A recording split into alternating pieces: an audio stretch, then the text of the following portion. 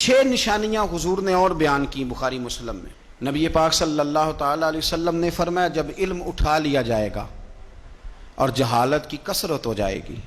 और तीसरा फरमाया, जब ज़िनाकारी बहुत ज़्यादा होने लगेगी। चौथे नंबर पे फरमाया, जब शराब आम हो जाएगी। और 5वें नंबर पर फरमाया, जब मर्दों की तादाद कम हो जाए और औरतों की ज़्यादा हो जाए। और 6ठे नंबर पे फरमाया, जब तुम देखो कि 50 औरतों की सरपरस्ती करने वाला एक मर्द है, उनकी निगहबानी करने वाला एक है, एक मर्द है 50 औरतें।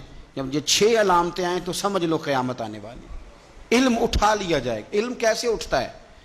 उलमा जब चले जाते हैं और पीछे नए उलमा तैयार नहीं होते तो फिर इल्म उठ जाता है। बहुत सारे ज़िलों के ज़िले ऐसे हैं जहाँ आलिम नहीं मिलता, सिका आदमी नहीं मिलता। ज़िलों के ज़िले, हमें शौक़ ही नहीं कि हमारा बच्चा आलिम बने, हमारा मिजाज ही नहीं।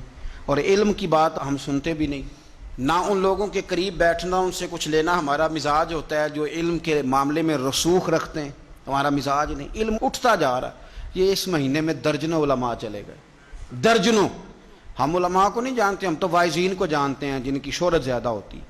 उलमा चले गए दर्जनों। इल्म उठता जा रहा है, जहालत बढ़ रही है।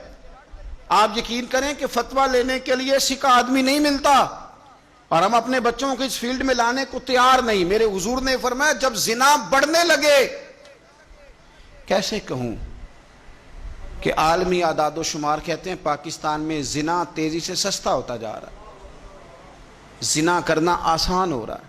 शराबें फख्र के तौर पर पी जाती हैं। वो कहते हैं जी ये चौधरियों की शादी है, वडेरों की शादी है, इस पे शराब ना आए तो शादी कैसे आगे बढ़ेगी। याद रखें, हमारे सूफिया कहते हैं, बुजुर्ग कहते हैं कि शराब पेशाब से भी ज़्यादा पलीद है ये। तो अपने तसव्वुरात को समझें।